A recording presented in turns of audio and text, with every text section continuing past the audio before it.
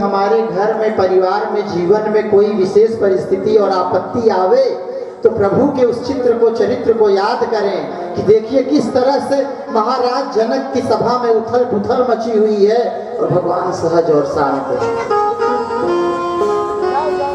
धीरा धरे से उतरे पार। अगर धैर्य है तभी आप पार होंगे, जितना बड़ा धैर्य है उतनी आसानी से पार होंगे। गोस्वामी जी ने झांकी दी भगवान चल कैसे रहे हैं।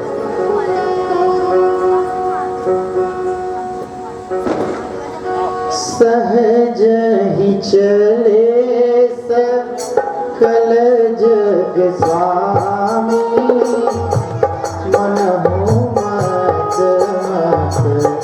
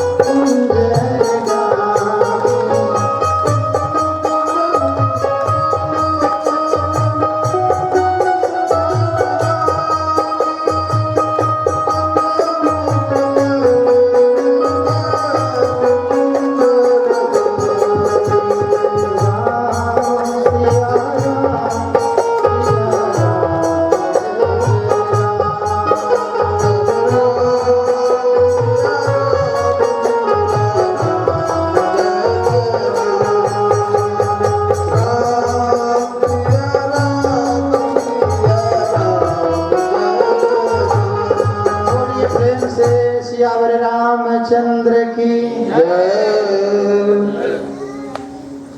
तो हमारे भगवान बिल्कुल मस्त चाल में चल रहे हैं और जब वो मस्त चाल में चल रहे हैं तो माँ सीता को बड़ा क्रोध आ रहा है। सोच रही है, बताइए, हमको लगा था कि इन्होंने मेरे हृदय की बात को समझ लिया है, अब इसके लिए कुछ प्रयत्न करेंगे। अरे उठता न उठता वो बाद की बात थी, लेकिन आके उठाना तो चाहिए।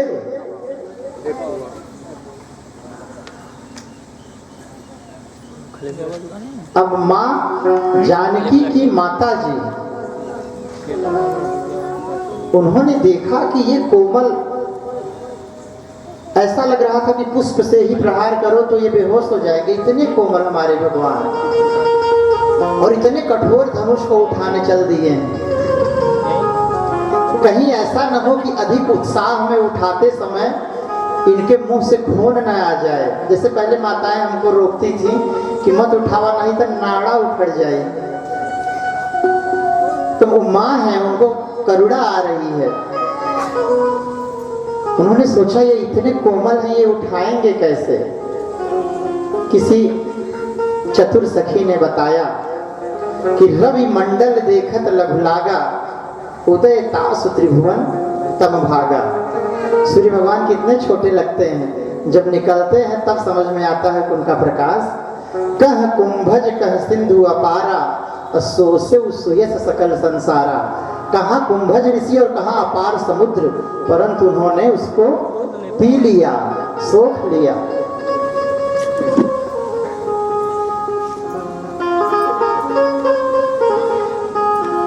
अब माता जी का धैर्य अपने चरम पे पहुंच गया है। गोस्वामी जी ने बड़ी सुंदर झांकी दी।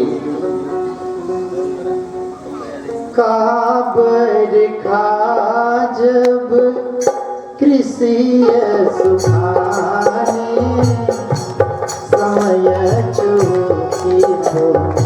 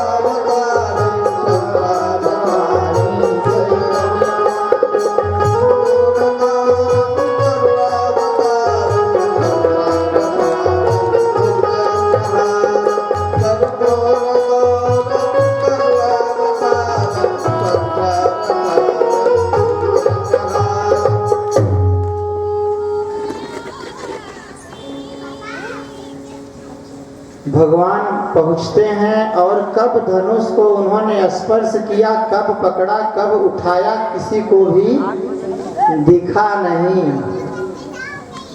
दिखा किसी को नहीं। और सुनाई पड़ गया महेंद्र पर्वत पर तपस्या कर रहे परशुराम जी को। परशुराम जी वहां से चल दिए। इधर माताएं प्रसन्नता मना रही हैं कि अब विघ्न टल गया। यही जीवन, इसीलिए जीवन को संघर्ष कहा गया है। हर दुख के बाद सुख और हर सुख के बाद दुख पहले से प्रतीक्षा कर रहा है।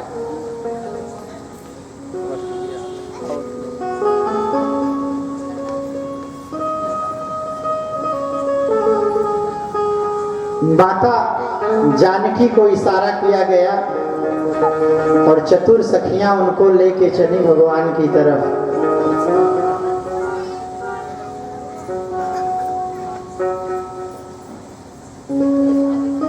इधर विवाह की तैयारी हो रही है, उधर परशुराम जी अपने क्रोध के चरम अवस्था में धनुष बाण फरसा संभालते हुए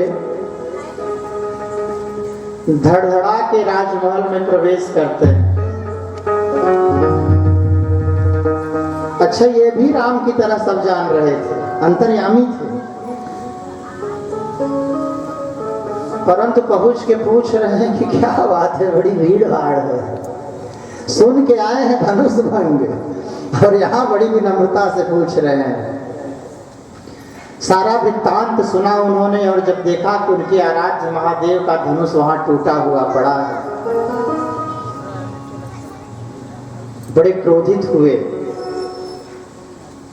और उन्होंने महाराज जनक को चुनौती दी। उन्होंने कहा कि उस व्यक्ति को तुरंत इस सभा से निकाल के बाहर करो, मैं अकेले उसका वध करके चला जाऊंगा, और अगर उस व्यक्ति को आपने यहां से निकाल के बाहर नहीं किया तो जहां तक महाराज जनक का राज्य है मैं उस पृथ्वी को पलट दूंगा। ये सामर्थ्य था परशुराम जी का।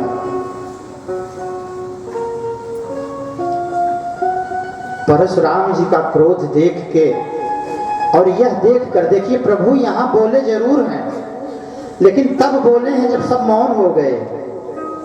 विपरीत परिस्थिति में, मर्यादा पुरुषोत्तम थे तो विपरीत परिस्थिति में आगे आए, और जब फायदे की बात होती है, श्रेय की बात होती है तो भगवान सबसे पीछे चले जाते हैं। यही महान लोगों का परिचय होता है।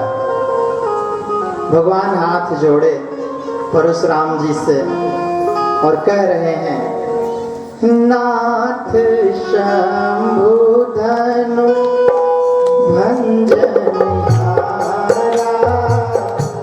कोई है तो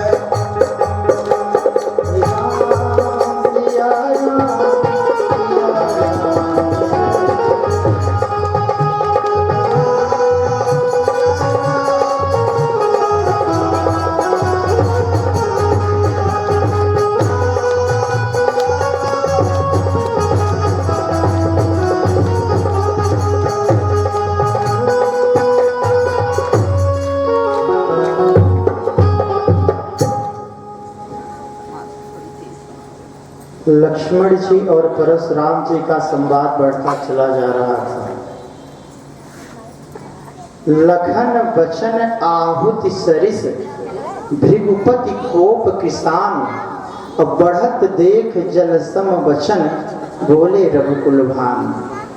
प्रायः कहीं झगड़ा होता है, मतभेद होता है, तो वहां आग लगाने वाले ज्यादा पहुंचते हैं।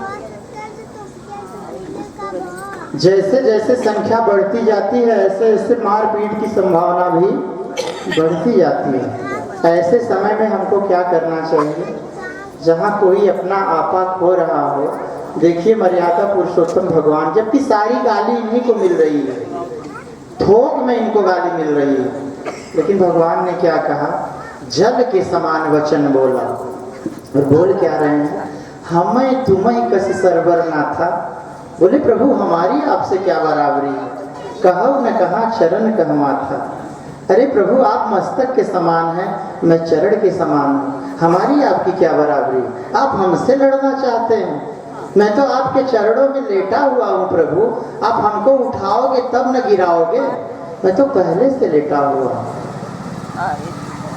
इतना सब कहने के बाद लगा कि अभी भी क्रोध नहीं ठंडा हो रहा है, अपना सिर झुका दिया भगवान ने परशुराम जी के सामने और बोले कि जय ऋषि जाई सो करो मुनीसा, कर कुठार आगे यह शीशा।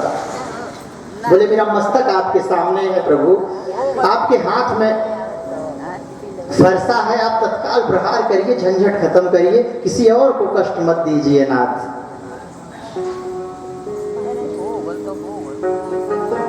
परशुराम जी ने कहा कि इतने बड़े योद्धा हो, धनुष को उठा लिए, पूरे विश्व में इस समय तुम्हारी जय जयकार हो रही है, क्या कारण है कि तुम मेरा सामना करने से घबरा रहे हो?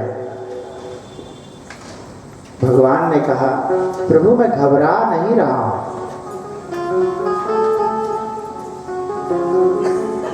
कहूं स्वभाव न कुलहि प्रशंसी, कालहु डरई नरण रघुवंशी। आप तो मनुष्य जैसे दिख रहे हैं प्रभु, परंतु साक्षात काल भी खड़ा हो तो डर नहीं लगता। परशुराम जी ने कहा कि डर नहीं लगता, लेकिन लग तो रहा है कि डर रहे हो। भगवान ने कहा डर नहीं रहा, विप्र वंश कर अस प्रभुताई, अभय होय जे तुम्हें डेराई। माता से, पिता से, गुरुजन से, विप्र से, भक्त से, सत्य का आचरण करने वाले लोगों से, नियम से, मर्यादा से, शास्त्रों के वचन से जो भयभीत होता है, उसको संसार में किसी से भयभीत होने की आवश्यकता नहीं पड़ती। तो भगवान ने कहा कि इस फरसे से नहीं डर रहा हूं, अपनी मृत्यु से भी नहीं डर रहा। हम अपनी वीरता को सुर महिसुर हरिजन अरुगाई, हम देवता की उपासना करते हैं, उनको नहीं ललकारते। महिसुर अर्थात भूदेव अर्थात ब्राह्मण, हम ब्राह्मण देवता के सामने बल नहीं दिखाते, उनका आदर करते हैं, उनसे ज्ञान लेते हैं। हरिजन भगवान का भक्त, भगवान के भक्त से हम नहीं लड़ते, वहां हाथ जोड़ लेते हैं। और गौ माता अगर हमको दौड़ा के मार भी दें तो भी हम उन पे प्रहार नहीं करते। अब परशुराम जी को लगा कि ये तो शास्त्रीय बात कर रहे हैं, ये अपने मन से नहीं बोल रहे, स्वेच्छाचारी नहीं है। मार्ग सोई जाकर जो भावा, और पंडित सोई जो गाल बजावा, मिथ्या रंभ दम्भ कर जोई, ताकह संत कहें सब कोई। तो वो स्वेच्छाचारी नहीं है। परशुराम जी को अभी तक लग रहा था कि स्वेच्छाचारी होंगे, अहंकार होगा, तो अभी समझ में आ जाएगा 10 मिनट में किसमें कितना बल है। परंतु शक्ति होना और शक्ति को नियंत्रित करने की शक्ति होना, यही शक्ति की पूर्णता है। आपन तेज संहारो आपे, तीनों लोग हाँकते काफे। अपने सामर्थ्य को अगर हम नियंत्रित नहीं कर सकते तो वह सामर्थ्य हमें नष्ट कर देगा। तो परशुराम जी जान गए कि इनमें सामर्थ्य भी है और सामर्थ्य को नियंत्रित करने का भी सामर्थ्य है। अब परशुराम जी की वाणी अत्यंत कोमल हो गई और उन्होंने भगवान से निवेदन किया, हे राम रमापति कर धनु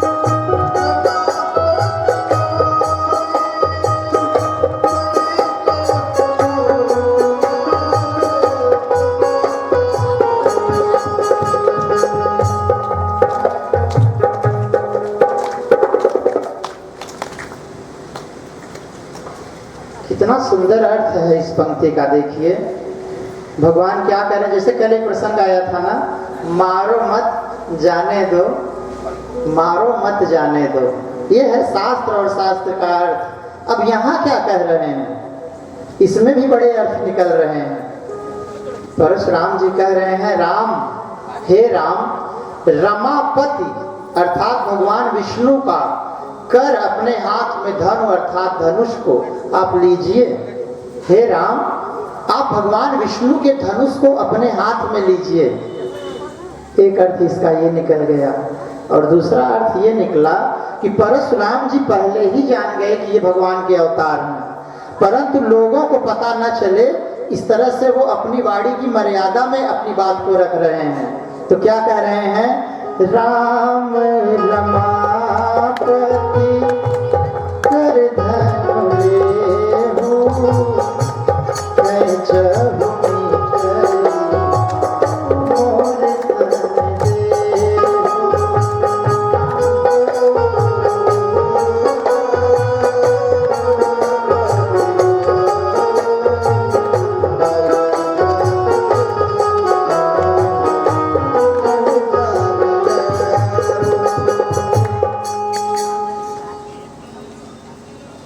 राम रमापति मतलब हे राम, हे माँ लक्ष्मी के पति। उन्होंने वहीं पे विनती की, वहीं पे स्तुति कर डाली। ये देखिए शास्त्रीय मर्यादा। और इस तरह से बोल रहे हैं, बोलने का एक्सेंट उनका इस तरह से है कि सुनने वाले को लग रहा है कि चुनौती दे रहे हैं और परशुराम जी स्तुति कर रहे हैं। तो परिणाम क्या हुआ, हर देत पिनाक आप चली गए परशुराम विषमय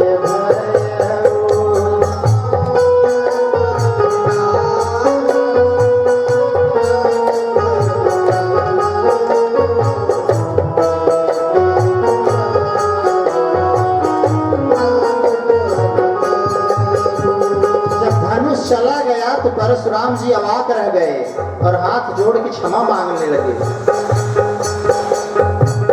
अनुचित बहुत कहे ज्ञान क्षमहु क्षमा अनुचित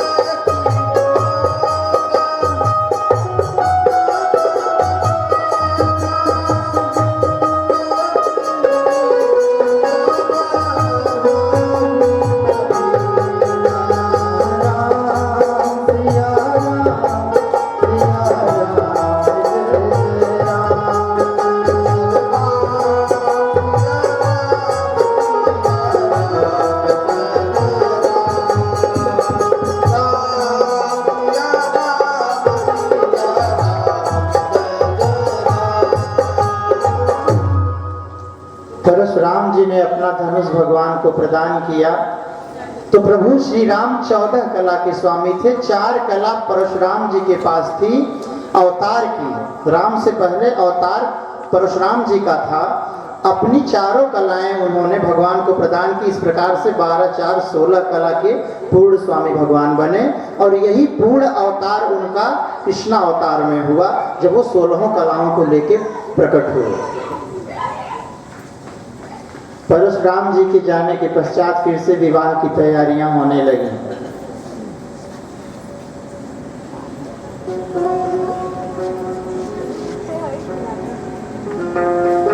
अब मंगल गान हो रहा है, मंगल गीत हो रहा है, उत्साह मनाया जा रहा है।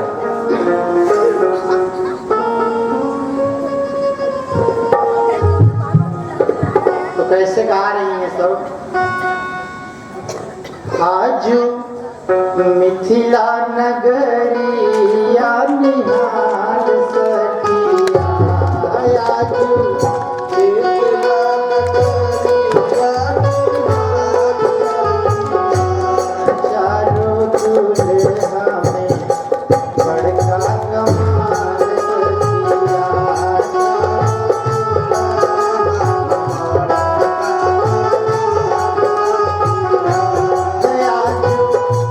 मिथिला नगरिया निहाल सखिया, मिथिला नगरिया निहाल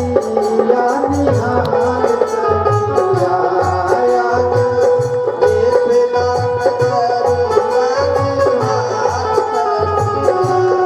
चारों दूल्हा में बड़का कमाल सखिया,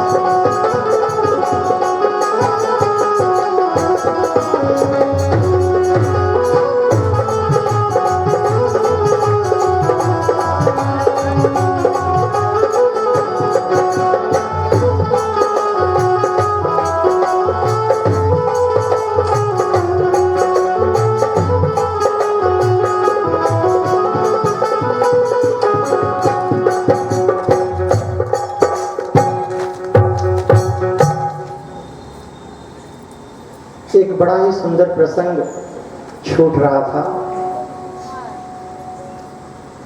महाराजा जनक ने दूत भेजा अयोध्या और जब दूत वहां पे पत्र लेके पहुंचता है तो महाराजा दशरथ को विश्वास ही नहीं हुआ कि सच में मेरे बच्चों ने मारीच सुबाहु और ताड़का का वध किया है, मारीच को मतलब भगा दिया था और धनुष को भी उठा लिया है। तो वो निवेदन करके विनम्रता पूर्वक पूछ रहे हैं कि आपने सच में पहचाना? क्या विश्वामित्र जी उनके साथ थे? क्या एक जो थे वो सांवले थे और दूसरे गोरे थे? क्या दोनों ने धनुष बाण ले रखा था? तो दूत मुस्कुराने लगा। उसने कहा कि प्रभु, आपके पुत्र को परिचय पहचान की आवश्यकता नहीं। जैसे भगवान सूर्य के उदय होते ही संसार को उनका परिचय मिल जाता है। पूछन जोग न तनय तुम्हारे, पुरुष सिंह तिहुपुर उजियारे। जिनके जस प्रताप के आगे, शशि मलिन रवि शीतल लागे। चंद्रमा का प्रकाश भी मैला पड़ जा रहा है और सूर्य भगवान की भी किरणें शीतल लगने लग रही हैं। गुरु के सामने हाथ जोड़ के महाराज दशरथ ने कहा कि गुरुदेव देखिए ये सब क्या कह रहे हैं। गुरुदेव ने कहा कि हे राजन, आप आश्चर्य करो, मुझे कोई आश्चर्य नहीं। महाराज दशरथ ने कहा आपको क्यों आश्चर्य नहीं हो रहा है? महाराज दशरथ से गुरुदेव ने बताया कि तुम गुरु विप्र धेनु सुर सेवी, तास पुनीत कौशल्या देवी। ये लक्षण जिसमें है उसी का पुत्र राम होगा। तो पहला क्या? तुम गुरु, गुरु के प्रति सम्मान जिस परिवार में हो, जिस पति पत्नी में हो, जिस गार्जियन में हो। विप्र, जहाँ पे संत का, भक्त का, ब्राह्मण का सम्मान हो। धेनु, जहाँ पे गाय की सेवा होती हो। सुर, अभी देखिए देवताओं की कितनी दुर्गति है। मैंने एक जगह पे देखा, वहां भगवान शिव के मंदिर में वहां जानवर बांधे जा रहे थे। अब समस्या ये थी कि मंदिर उनका था। मुझे भी नहीं पता था कि मंदिर भी किसी का होता है। मैं ये जानता था कि मंदिर भगवान का होता है, लेकिन वहां पहुंचने पे पता चला कि मंदिर इनका था। तो जब इन्हीं का था तो मंदिर कैसा भैया? क्या विडंबना है। हरिशंकर परसाई जी ने, उनकी एक पुस्तक है सदाचार की ताबीज, कभी फुर्सत मिले तो आप लोग पढ़िएगा, बड़ी अद्भुत किताब है वो। तो उसमें एक प्रसंग आता है कि महाराष्ट्र में गणेश जी का विसर्जन जब होता है तो वहां पे सारे लोग अपने अपने गणेश जी को लेके गए। तो दो वर्ग के गणेश जी थे। एक तेल का व्यापार करने वाले तेली वर्ग के गणेश जी थे, एक विप्र वंश के ब्राह्मणों के गणेश जी थे। अब अति उत्साह में कुछ युवाओं ने सामने आके कहा इनके गणेश की ऐसी की तैसी, पहले हमारे गणेश जी जाएंगे। धन्य है ये दुनिया, धन्य है लीला कि उन्हीं भगवान की पूजा कर रहे हैं, उन्हीं भगवान को गाली दे रहे हैं। भगवान का मंदिर भी बना रहे हैं और कह रहे हैं कि ये हमारा मंदिर है। तो मंदिर तो तुम्हारा हो जाएगा, भगवान कभी किसी जन्म में तुम्हारे नहीं हो पाएंगे। इसलिए मन से इस वहम को, इस भ्रम को,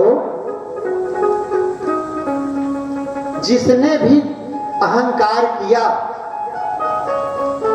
कमला अर्थात मां लक्ष्मी, कमला थिर न रहीम कही, जानत है सब कोई। लक्ष्मी जी चंचला हैं, इसको सभी जानते हैं। कमला थिर न, रहीम दास जी सोचिए, जो कुछ लिख दिया उन्होंने, रसखान जी ने जो कुछ लिख दिया, आज हमारे साहित्य की एक अनमोल धरोहर है। मानुष हो तो वही रसखान बसो ब्रज गोकुल गांव की द्वारा। इनका जन्म इस्लाम धर्म में हुआ, लेकिन वो हम ऋणी हैं उनके। तो रहीम दास जी ने लिखा कि कमला थिर न रहीम कही, तो जानत है सब कोई। लक्ष्मी जी चंचला हैं, ये सभी जानते हैं, फिर भी उनको पाके घमंड करते हैं। तो कमला थिर न रहीम कही, जानत है सब कोई। हर की सो अपनी कहे तो क्यों न फजीहत होए।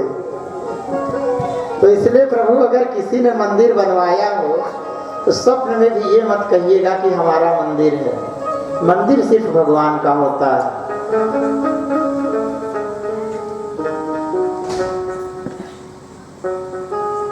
ये लक्षण बताया गुरु वशिष्ठ ने कि जिम सरिता सागर मह जाही, सारी नदियां बहती हैं, आसमान से जब जल की बूंद गिरती है तो बड़े उत्साह में उछलती है वो, उसका उत्साह, उसकी तड़प, उसकी छटपटाहट होती है कि मैं फिर से सागर से मिल जाऊं।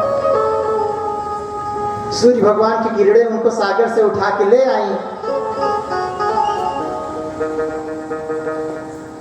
तो जिम सरिता सागर मह जाही, यद्यपिता ही कामना नाही। अब समुद्र किसी को न्योता थोड़ी भेज रहा है, नदियों को निमंत्रण थोड़ी भेज रहा है कि आप मेरे पास आओ ना। तब क्यों जा रही है? क्योंकि सागर के पास धर्म है। धर्म कैसा? धैर्य है, धैर्य ही धर्म है। वो अपनी मर्यादा का उल्लंघन नहीं करता और उसके धर्म को देखकर आज नदियां उसका वरण कर रही हैं। तो जब हम में भी धैर्य होगा तो जिम सरिता सागर मह जाही, यद्यपिता ही कामना नाही तिमि।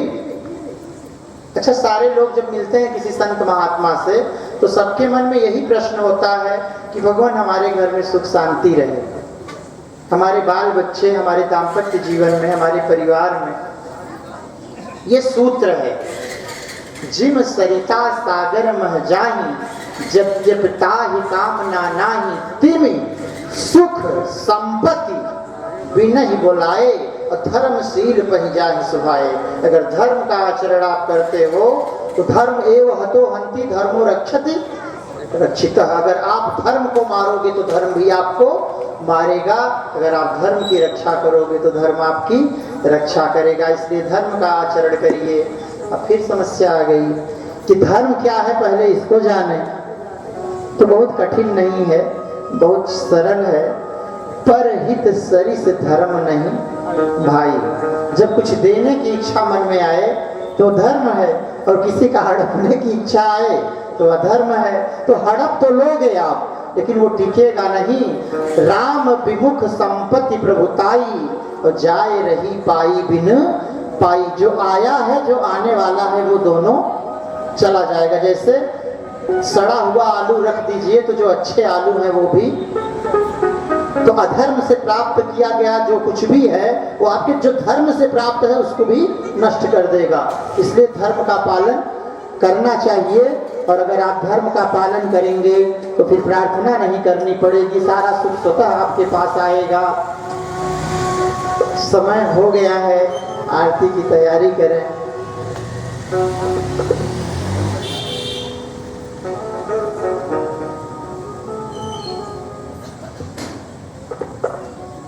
श्री राम जय राम जय जय राम।